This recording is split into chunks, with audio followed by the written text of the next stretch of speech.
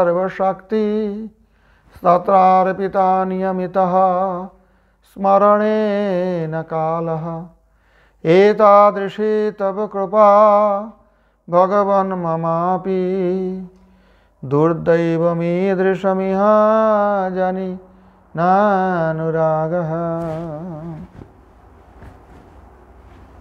এই শিক্ষাষ্টকের মহাপ্রভুর মুখনিসৃত শিক্ষাষ্টকের দ্বিতীয় শ্লোকের বিবৃতিতে আমাদের পরম গুরুদেব জগৎগুরু শ্রীল প্রভুপাদ যেটা ব্যাখ্যা করেছেন সেইটা এখন ভালো করে শ্রবণ করো। হে ভগবান, আপনি অহেতুকী কৃপা করিয়া নামসমূহের বহু সংখ্যা প্রকট করিয়াছেন এবং সেই নামেই নামীর সকল প্রকার শক্তি অর্পণ করিয়াছেন। নামী মানে যার নাম, সেই ভগবানের সমস্ত শক্তি এই নামগুলো ভগবানই প্রকট করেছেন, বহু প্রকারের নাম, আর সেই নামেতে ভগবানই সমস্ত প্রকারের শক্তি অর্পণ করেছেন। শ্রীনাম স্মরণ করিবার কাল কোনো নিয়মে আবদ্ধ করেন নাই। সত্রার্পিতা, নিজে সর্বশক্তি সত্রার্পিতা, নিয়মিত স্মরণে না কাল। স্মরণ করিবার কোনো কাল দেশ আদির আপনি কোনো নিয়মে তাকে আবদ্ধ করেননি যে এই সময়েই করতে হবে, এই রকম জায়গায় যেরকম মন্ত্র জপ করতে গেলে পবিত্র হয়ে বসে করতে হবে, স্নান করে শুদ্ধ বস্ত্র পরে শুদ্ধ স্থানে, যেখানে সেখানে মন্ত্র জপ তো করা যাবে না, অসুচি অবস্থায় করা যাবে না। কিন্তু নামের ক্ষেত্রে আপনি এরকম কোনো নিয়ম করেননি। অর্থাৎ ভোজন, শয়ন ও নিদ্রা কোনো কালেই নাম স্মরণ করিবার অসুবিধা বিধান করেন নাই। কি ভোজনে, কি শয়নে, কি বা জাগরণে, অহর্নিশ চিন্ত কৃষ্ণ বলবদনে। কিন্তু বলছেন না তো অহর্নিশ মন্ত্র জপ করো, কেবল মন্ত্র জপ করো, কৃষ্ণ মন্ত্র জপ করো, কেবল মন্ত্র বলছেন কি না, সেটা তো হবে না। মন্ত্র তো নিয়মে আবদ্ধ আছে, কিন্তু নামের ক্ষেত্রে সেটা আপনি করেননি, নিয়মে তাকে আবদ্ধ করেননি। কিন্তু আমার এতই দুর্ভাগ্য, কোনো কালেই নাম স্মরণ করিবার অসুবিধা বিধান করেন নাই, কিন্তু আমার এতই দুর্ভাগ্য যে শ্রী নাম সমূহে কোনো অনুরাগ জন্মিল না। দুর্দৈবম ঈদৃশম ইহা জানি না অনুরাগ। বহু প্রকার বলিতে ভগবানের মুখ্য ও গৌণ নামসমূহ বুঝায়।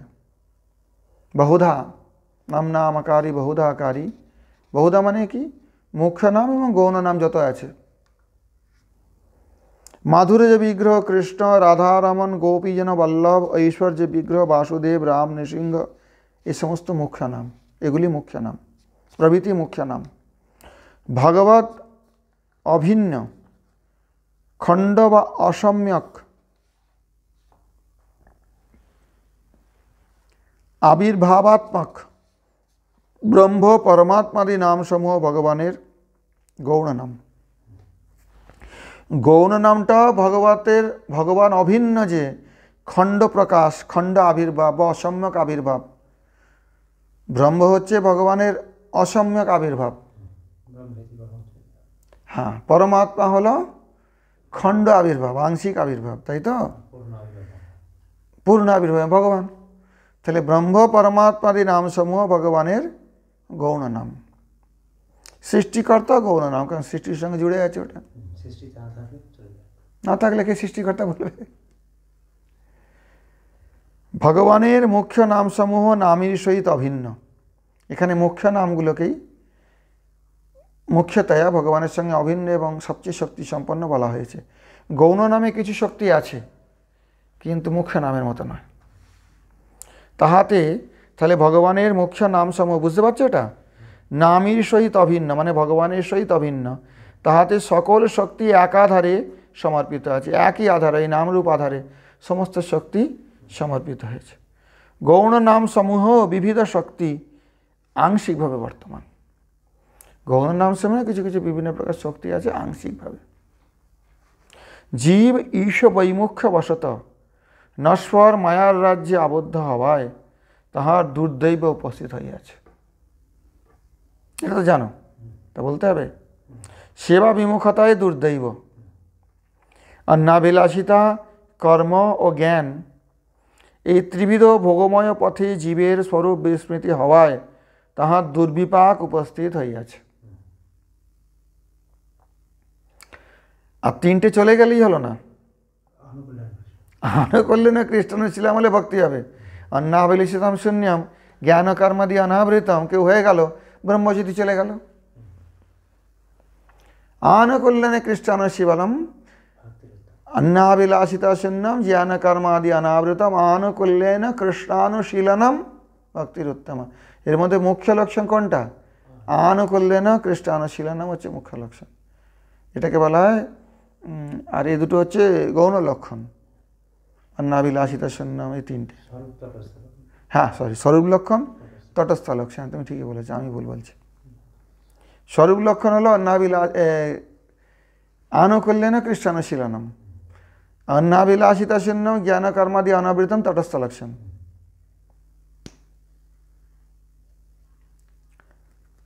তো তাহলে এখানে প্রভুপাদ যেটা বলছেন এটা ভালো করে বোঝো। অন্নাভিলাষিতা, কর্ম ও জ্ঞান এই ত্রিবিধ ভোগময় পথে জীবের স্বরূপ বিস্মৃতি হওয়ায় তাহার দুর্বিপাক উপস্থিত হইয়াছে। অন্নাভিলাষিতা বসে তিনি ঐহিক সুখলাভে প্রমত্ত, সৎকর্ম প্রভাবে ক্ষণভঙ্গুর স্বর্গাদি সুখ প্রার্থী এবং ভোগ ত্যাগেচ্ছায় অর্থাৎ জ্ঞান যেটা ভোগ ত্যাগ করব, তিনি নির্ভেদ ব্রহ্মানুসন্ধানে নিরত। বোঝা গেল? ঐহিক সুখলাভে কেউ প্রমত্ত, কেউ স্বর্গাদি সুখ প্রার্থী, আর কেউ কেউ ভোগ ত্যাগ করবার জন্য, ত্যাগ করবার ইচ্ছায় নির্ভেদ ব্রহ্মানুসন্ধানে নিরত। নির্ভেদ ব্রহ্মানুসন্ধান মানে স্বগত, সজাতীয়, বিজাতীয়, ভেদরহিত, নির্গুণ, নিরাকার, নিঃশক্তিক, নির্বিশেষ ব্রহ্মকে খুঁজবে। কিভাবে খোঁজে তোমায় বলেছি আগে, অ্যাসেন্ডিং প্রসেসে। এটা ব্রহ্ম নয়, এটা ব্রহ্ম নয়, এটা দেবদত্ত নয়, এটা দেবদত্ত নয়, এটা দেবদত্ত নয়, এটা দেবদত্ত নয়, সবগুলো ছেড়ে দিলে যেটা থাকলো সেটা দেবদত্ত। নেতি নেতি নয় ইতি, নয় ইতি, ইতি না দেবদত্ত, ইতি না দেবদত্ত, ইতি না দেবদত্ত। আমি খুব সরল করে বোঝাবার চেষ্টা করছি, এটা তুমি অন্য জায়গায় এ করলে পড়লে হয়তো একটু বিভ্রান্ত হতে পারো। ব্রহ্মের তো কিছু নেই, তো কিছু নেই যে তার কি লক্ষণ দেখাবে ওরা? গৌ লক্ষণ কি? শাস্ত্রাদি বর্তম দেখে বলবে এটা গরু। যে ব্রহ্ম যখন ওরা নির্বিশেষ, নির্ভেদ, নিরাকার, নিঃশক্তি, জ্যোতিস্বরূপও নয়, জ্যোতি হলো দেখা রূপ আছে, কিছুই নয়, তো সেটাকে কি করে অনুসন্ধান করবে? যেগুলো দেখছে সবগুলো ক্যান্সেল করতে করতে যাবে, এটা ব্রহ্ম নয়, এটা ব্রহ্ম নয়, এটা ব্রহ্ম নয়। হ্যাঁ, দেবদত্ত যদি বলা হয়, দেবদত্ত মানে কিছু নয়, কিছু নয় মানে কিছু একটা আছে, শুধু চেত স্বরূপ মানো, যদি এরকমই বলা হয়, একটা চেতন মাত্র, বাকি তার কোনো রূপ নেই, গুণ নেই, শক্তি নেই, বিশেষতা নেই। তাহলে কি করে তুমি সেই দেবদত্তকে খুঁজে পাবে? তার মানে দেবদত্ত ছাড়া বাকি সবগুলো ক্যান্সেল করে দিতে হবে, তবে দেবদত্তকে পাবে। বাকি যেটা রইল দেবদত্ত, এটা দেবদত্ত নয়, এটা দেবদত্ত নয়, এটা দেবদত্ত নয়, এটা দেবদত্ত নয়, এটা দেবদত্ত নয়, তাই সবগুলো দেবদত্ত নয় পড়ার পরে বাকি যেটা রইল দেবদত্ত। এটা হচ্ছে ওদের পদ্ধতি। নির্ভেদ ব্রহ্মানুসন্ধানে নিরত। কেন? তারা ভোগ ত্যাগ করার ইচ্ছা করছে। এটাও কিন্তু বহির্মুখতা, ভগবত বহির্মুখতা এক প্রকারের। কৃষ্ণ সেবনেচ্ছা জীব স্বরূপে নিত্য ধর্ম। কেননা ওইভাবে এই ভোগ ত্যাগ করার ইচ্ছাটাও স্বরূপের ইচ্ছা নয়। কৃষ্ণ সেবন ইচ্ছায় জীব স্বরূপে নিত্য ধর্ম। তাহা কথিত ত্রিবিধ পথের আবর্জনায় আচ্ছাদিত হওয়ায়, কথিত ত্রিবিধ পথ কোনটা? অন্নাভিলাষ, জ্ঞান, কর্ম। ত্রিবিধ পথের আবর্জনায়, আর অন্নাভিলাষের দ্বারা ওই যে পথগুলো বলছে না, বলছে না, ঐহিক সুখলাভে প্রমত্ত, স্বর্গাদি পারলৌকিক সুখলাভে প্রমত্ত শুভকর্মের দ্বারা, অথবা ভোগ ত্যাগের ইচ্ছা করে নির্ভেদ ব্রহ্মানুসন্ধানে নিরত, এই তিন প্রকার পথের আবর্জনায় জীবস্বরূপে যে নিত্য ধর্ম কৃষ্ণ সেবনেচ্ছা, সেটা আচ্ছাদিত হওয়ায় তার সৌভাগ্যটা ক্ষীণ হয়ে গেছে। ক্ষীণ মানে রোগা হয়ে গেছে, মরেনি। কেন? জীবের স্বরূপটা নষ্ট হয় না, ক্ষীণ হয়ে যায়, সৌভাগ্যটা ক্ষীণ হয়ে যায়, স্বরূপ তো স্বরূপই থাকে। বোঝা গেল? তৎফলে তো যখন সৌভাগ্য ক্ষীণ হয়ে গেছে, মানে একটুখানি হয়ে গেছে, তখন কি করছে জীব? তার ফলে তিনি কখনো ধর্ম অর্থ কাম নামক ত্রিবর্গ সংগ্রহে ব্যস্ত হওয়ায় অথবা অধর্ম অনর্থ কামনার অতৃপ্তি দ্বারা লাঞ্ছিত হইয়া 10 অপরাধের আবাহনপূর্বক নাম সেবা করিতে গিয়া অপরাধ করিতেছেন। কি সর্বনাশের কথা বলো তো। যে তখনই কর্মজ্ঞান অন্নাভিলাষ এইসবের বিভিন্ন রাস্তা আবর্জনা আচ্ছাদিত হয়ে গেছে, তখন জীবের সৌভাগ্য ক্ষীণ হয়ে জীব কি করছে? কখনো ধর্ম অর্থ কাম নামক ত্রিবর্গ সংগ্রহে ব্যস্ত হয়ে যাচ্ছে, অথবা অধর্ম অনর্থ ও কামনার অতৃপ্তি দ্বারা লাঞ্ছিত হইয়া, কামনা করতে করতে আর কামনা অতৃপ্তি হচ্ছে, তৃপ্তি হচ্ছে না, একটার পর একটা বস্তু চাই, এটা চাই, ওটা চাই, সেটা চাই। কাম বলতে এখানে শুধু স্ত্রী পুরুষ সংসঙ্গ মনে করবে না, যা কিছু সুখভোগের উপায় জীব চায় সব কামের মধ্যে পড়ে। লাঞ্ছিত হইয়া, অধর্ম অনর্থ কামনার অতৃপ্তি দ্বারা লাঞ্ছিত হইয়া 10 অপরাধের আবাহনপূর্বক নাম সেবা করিতে গিয়া অপরাধ করিতেছেন। সেই কালে তিনি যে নাম গ্রহণ করেন তাহা শুদ্ধ নাম গ্রহণ নহে, পরন্তু নামাপরাধ। বোঝা গেল? কোন অবস্থায়? যখন ধর্ম অর্থ কামরূপ ত্রিবর্ণের সঙ্গে ব্যস্ত আছে, সেই অবস্থায় নাম করলেও কি হচ্ছে?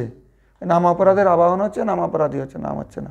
আবার যদি অধর্ম অনর্থ কামনার অতৃপ্তি দ্বারা লাঞ্ছিত হয়ে 10 অপরাধের আবাহনপূর্বক নাম করছেন, সেখানেও নাম অপরাধী হচ্ছে, নাম শুদ্ধ নাম গ্রহণ হচ্ছে না। নিজের অশান্ত ভাব অতিক্রম করিয়া শান্তি লাভোদ্দেশে, মানে শান্তি লাভের উদ্দেশ্যে ভক্তি পিপাসায় চালিত না হইয়া তিনি যখন নিজ মঙ্গলের জন্য সম্বন্ধগানে উদাসীন হইয়া নাম গ্রহণ করেন, তখন তাহার নাম সেবনে আভাস মাত্র উদিত হয়, অর্থাৎ নাম আভাস হয়। কখন হয়? যখন নিজের অশান্ত ভাব অতিক্রম করে শান্তি লাভের উদ্দেশ্যে ভক্তি পিপাসায় যখন জীব চালিত হচ্ছে, তখন নাম আভাস হচ্ছে না। হ্যাঁ, কিন্তু যখন ভক্তি পিপাসায় চালিত হচ্ছে না, শান্তির জন্যে যে ভোগটা এলে আমার শান্তি হবে, এই যখন করছে না, সে তাতে উদাসীন হয়ে চালিত না হয়ে এবং নিজ মঙ্গলের জন্য সম্বন্ধজ্ঞানে উদাসীন হয়ে, সম্বন্ধ কেন নেই, অপরাধও নেই। বোঝা গেল? তখন কি হবে? নাম গ্রহণ করে, সম্বন্ধ তো আছে ভগবানের সঙ্গে জীবের, কিন্তু সেই জ্ঞানটা, সম্বন্ধে জ্ঞানটা তার মধ্যে নেই, সম্বন্ধ জ্ঞানে উদাসীন। তখন তাহার নাম সেবনে আভাস মাত্র উদিত হয়। তার মানে কি? এখানে ধর্ম অর্থ কাম অথবা অধর্ম অনর্থ অথবা এর জন্যে এগুলো ঝামেলার মধ্যে নেই, সেগুলোর জন্য করছে না, ভক্তি পিপাসায় চালিত হচ্ছে না। আবার নিজ মঙ্গলের জন্য যে সম্বন্ধ জ্ঞান, সেটাতে উদাসীন। আমি কে, কৃষ্ণ আমার কে জানে না, কিন্তু নাম করছে। অজামিলের যারা নাম আভাস হয়েছিল, সে ভক্তি মুক্তি কামনা করেনি, আবার সম্বন্ধ জ্ঞানের সঙ্গেও করেনি, পুত্রকে ডেকেছিল, পুত্রকে ডেকেছে, আমাকে বাঁচাই, আমাকে ধরে নিয়ে যাচ্ছে, এই তো ব্যাপারটা ভয়ের। কিন্তু অপরাধ ছিল না, নাম অপরাধ ছিল না, পাপ ছিল, অপরাধ ছিল না। সেই কালে তাহার নাম গ্রহণ হয় না। রাজামিলে যেরকম নাম গ্রহণ হয়নি, তা কি হয়েছে? নামাভাস মাত্র হয়। এগুলো ভালো করে বোঝো, নামাভাস এগুলো খুব দরকার আছে। সেই সময় তার নাম গ্রহণ হচ্ছে না, নামের একটা আভাস হচ্ছে। নাম অপরাধের চেয়ে এটা ভালো, কারণ মুক্তি পর্যন্ত হয় এটা। নামাভাসের ফলে প্রপঞ্চ হইতে মুক্তি লাভ করিয়া পর মুহূর্তে হরি সেবা করিবার যোগ্যতা লাভ করেন। নামাভাসের ফলে প্রপঞ্চ মানে জড়জাগতিক সংসারের বন্ধন থেকে মুক্তি লাভ হয়ে পর মুহূর্তে, মানে এরপরে হরি সেবা করার যোগ্যতা লাভ করবে। সংসার মুক্তি তো হয়ে গেল। দুর্দৈব মুক্ত পুরুষোত্তম গণহি, দুর্দৈব মুক্ত, দুর্দৈব কোনটা আগে বলা হয়েছে না? নামাপরাধ, সেবা বিমুখতা। দুর্দৈব মুক্ত পুরুষোত্তম গণ, যারা জীবের মধ্যে উত্তম, তারাই শুদ্ধ নাম গ্রহণে সুবিমল কৃষ্ণ প্রেমা লাভ করেন। বোঝা গেল? তারা সম্বন্ধ জ্ঞানযুক্ত, অপরাধ শূন্য হয়ে নাম করছেন, তারা শুদ্ধ নাম গ্রহণে সুবিমল কৃষ্ণ প্রেমা লাভ করেন।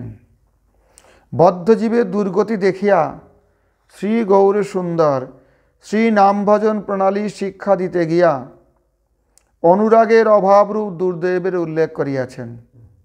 ইহা জানি না অনুরাগ ন অজানি, ইহ অনুরাগ ন অজানি। বোঝা গেল? অনুরাগের অভাবরূপ দুর্দেবের উল্লেখ করিয়াছেন, কিন্তু এইরূপ দুর্দেবের মধ্যেও ভগবত কৃপা বর্তমান। যদি কেউ দুর্দেব বলে মনে করে এটাকে, তাহলে বুঝতে হবে তার উপর ভগবত কৃপা আছে। সবাই তো দুর্দেব মনে করছে কি? নাম শুদ্ধ নাম করার জন্য কেউ মাথা ঘামাচ্ছে কি?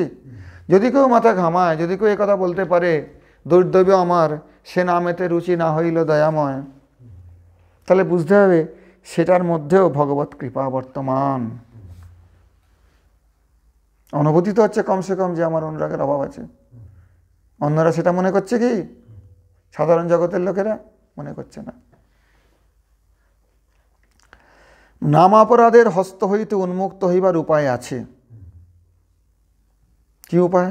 অপরাধের স্বরূপ জানিয়া অপরাধ করিতে প্রবৃত্ত না হইলে এবং নিরন্তর নাম গ্রহণ করিলে অপরাধের অবসর হয় না। অপরাধের স্বরূপ জানিয়া অপরাধ করিতে প্রবৃত্ত না হইলে এবং নিরন্তর নাম গ্রহণ করিলে অপরাধের অবসর হয় না। নামাভাসে মুক্তি হয়, অর্থাৎ বিষয় অভিনিবেশ ধ্বংস হয়। তৎপরেই শ্রীনাম গ্রহণে জীবের অধিকার হয়। অর্থাৎ নাম ভজনের ক্রমে প্রথমে নামাভাসটা হয়, হলে কি হবে? জীবের বিষয় অভিনিবেশ ধ্বংস হয়ে যায়। তৎপরই শ্রীনাম গ্রহণে জীবের অধিকার হয়। কেন?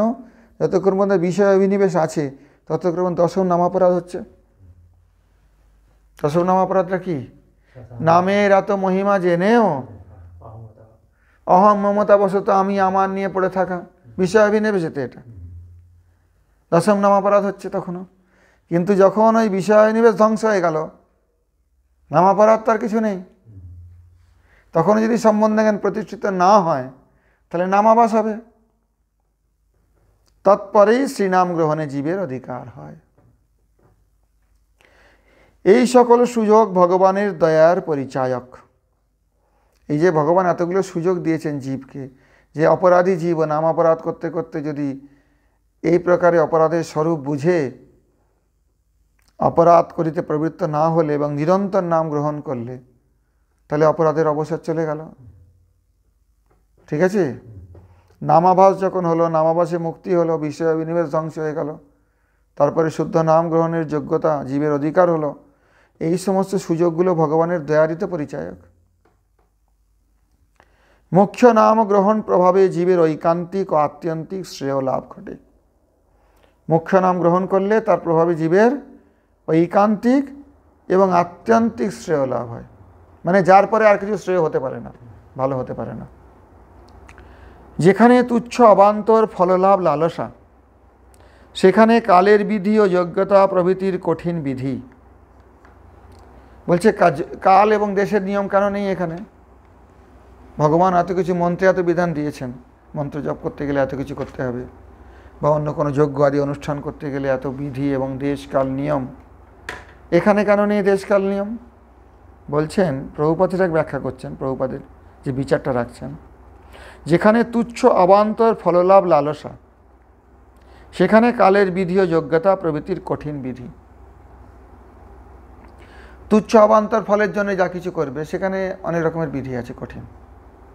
কিন্তু ভগবানের দয়া কাল আকালের কঠিন নিগড় হইতে নামোচ্চারণকারীকে অবসর দিয়েছেন। ভগবানের দয়া কি করেছেন? কাল অকালের কঠিন নিগড় মানে শিকল থেকে, শৃঙ্খল থেকে নামোচ্চারণীকে মুক্ত করে দিয়েছেন, অবসর দিয়েছেন।